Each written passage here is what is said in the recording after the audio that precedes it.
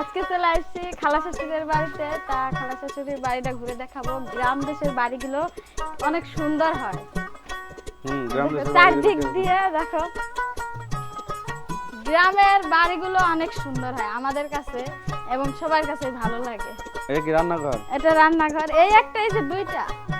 এটা বৃষ্টি যখন থাকবে না তখন, আর এটা বৃষ্টি আসলে দেখো।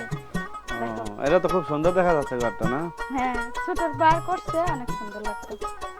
তো তোমার খালা শাশুড়ির বাড়ি আর কি কি আছে দেখাও। এই যে এই একটা ঘর, এই যে এই জায়গা গোসলখানা, বাথরুম, এই জায়গা থাকার ঘর। বুঝছো? তো তোমার থাকতে দেবো কই আজকে এই ঘরে? আমি এই ঘরে থাকবো। হ্যাঁ, এই ঘরে থাকবো।